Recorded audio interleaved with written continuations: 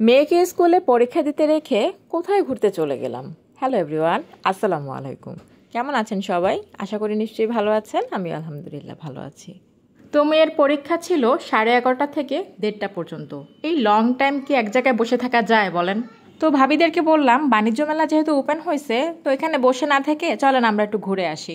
তো যাওয়ার পথেই এই যে অ্যাকোরিয়ামের দোকানটা, আর সামনে অনেকগুলো পাখি ছিল। এটা দেখে আমাদের চোখ আটকায় গেছে। আমরা অ্যাকোরিয়ামের দোকানে ঢুকে গেছি, আর ইনি মশাই দেখেন পাখির ছবি তুলতে তুলতে বসেই পড়ছে। আর ওয়েদারের কথা কি বলবো, এত সুন্দর ওয়েদারটা ছিল। বৃষ্টি ছিল না, কিন্তু আবহাওয়াটা অনেক সুন্দর ছিল। আর এই যে পানিতাল দেখলে মুখে পানি আসে না এমন মানুষ খুঁজে পাওয়া দায়, কিন্তু পানিতাল আসলেই অনেক মজা। তো এই যে পটর পটর করতে করতে কিন্তু বাণিজ্য মেলার গেটের সামনে আমরা চলে আসছি। বাহির থেকে একটু ক্লিপ নেওয়ার পরে আমরা ভিতরে এন্ট্রি নিলাম টিকিট ছাড়াই, মানে সকালবেলা টিকিট লাগে নাই। তো যে বিষয়টা জানা ছিল না, মনে করছিলাম হয়তো টিকিট লাগবে। ঢুকতেই দেখেন কতগুলো ঝাড়বাতি। এই ঝাড়বাতির ভিউ বুঝতে হলে আপনাকে রাত্রে এন্ট্রি নিতে হবে। তো আমি যেদিন রাত্রে যাব অবশ্যই আপনাদের সাথে ভিডিওটি শেয়ার করব। আজকে প্রথম সকালবেলা আসলাম, আর এসে দেখি মাত্র 4-5টা স্টল খোলা। মনে করছি যে ওপেন হয়েছে, সব কিছুই মনে হয় খোলা পাবো, কিন্তু না, দুঃখের বিষয়, মানে ধোকা হয়েছে আমাদের সাথে।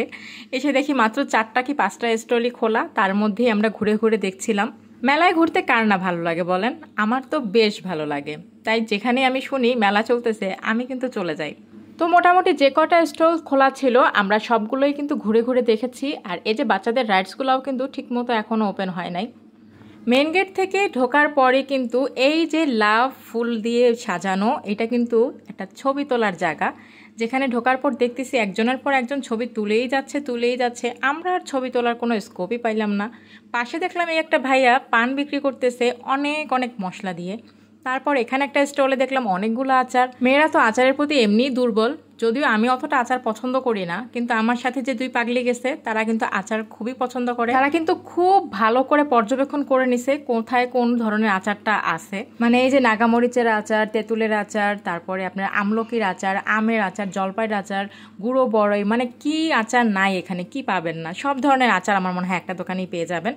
তো ঘোরাঘুরি শেষ করে বাচ্চার স্কুলে চলে গেলাম। স্কুলে যেয়ে অনেকক্ষণ বসে থেকে তারপর বাচ্চার ছুটি হয়েছে। দেন বিকেলে আবার একটু বের হয়েছিলাম বড় মেয়ের জন্য টুকটাক কেনাকাটা করার জন্য, আর একটা ভাবির সাথে। তো আমরা এখন চলে আসছি সদরে গজ কাপড়ের দোকানে।